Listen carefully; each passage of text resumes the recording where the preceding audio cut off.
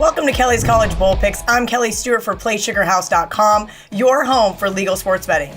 If you want the best live betting in New Jersey, you have to check out PlaySugarHouse.com. Here are my bowl picks for Saturday, December 29th. The Peach Bowl, Florida versus Michigan. Number 5 power-rated team in Michigan versus 29th power-rated team in Florida. At first glance, this looks to be a play on Michigan, but the Wolverines have only won and covered one of their last 5 bowl games. Harbaugh has proven to me he cannot improve his team despite extra bowl prep.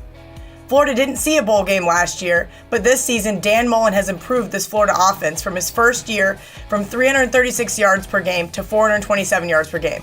This game's in Atlanta, so I give Florida 1-point home edge for being in SEC country. Michigan had their soul crusher game versus Ohio State, and last season they were the lone Big Ten team to lose a bowl game. The only category that University of Florida has an edge on is the defensive line. But as I look at this from a situational standpoint, I look for Florida to stay competitive in a high-scoring affair. I'll take the Gators plus the points. The Belk Bowl, South Carolina versus Virginia. Not having versatile threat Deebo Samuel for this one is less than a factor than one would think.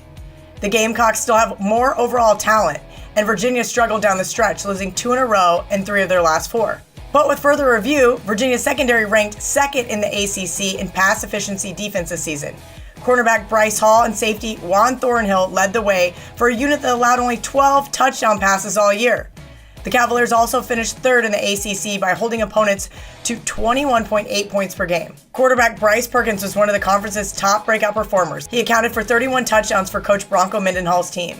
The Gamecocks defense was hit hard by injuries this season. They gave up 27.2 points per game. I have to side with the better defense here. I'll take the Cavaliers plus the touchdown. The Arizona Bowl, Arkansas State versus Nevada. This line looks like it's right where it should be. The Wolfpack of Nevada are in their first bowl game since 2015, and the Red Wolves are attending their 8th straight bowl game. Both teams were hot at the end of the season and will score points here.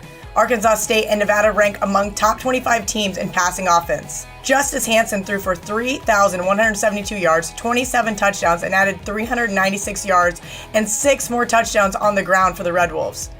On the Wolfpack sideline, Ty Ganji passed for 23 touchdowns and 11 picks. He's going to lean on Caleb Fossum and Romeo Dubes, his top receiving targets.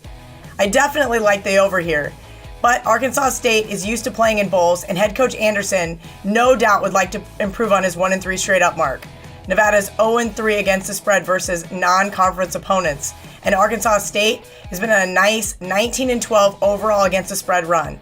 I like Arkansas State here to get the win and cover. Now it's time for the college football playoff. The Cotton Bowl, number 2 Clemson versus number 3 Notre Dame. For the 4th time in 4 years, the Clemson Tigers made it into the college football playoff. That's what regular season records of 13-0, 12-1, and 13-0 will do for you. Dabo Swinney has now compiled a record of 85-11 over the last 7 years, with a bowl record of 5-1, both straight up and against the spread, including the 2016 upset of Alabama for the national title.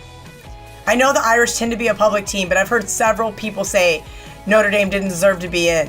I think that's a stretch. This Irish team has played well with Ian Book under center. What scares me about backing the Irish here is Clemson holds a significant edge in the trenches, especially with their star-studded defensive line.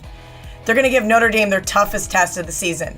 The Tigers have playoff experience, and while Notre Dame has faced a tougher schedule, Clemson did beat more bowl-eligible teams. Look for this to be a closer game than most expect. I will take the Irish plus the points. The Orange Bowl, number 1 Alabama versus number 4 Oklahoma. The total is sky high, and rightfully so. It looks to be number 1 versus number 2 Heisman Trophy candidates, if Tua is healthy. But I think this line is too high. We saw in the Big 12 and SEC championship games very high numbers, and both went under the total.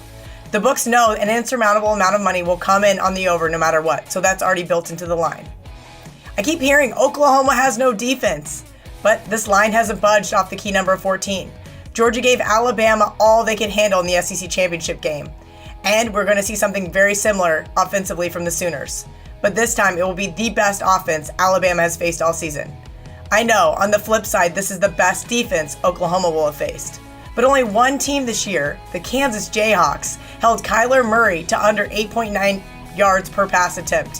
Whether it ends up being Tua Tagovailoa or Jalen Hurts, I still like the Sooners plus the points.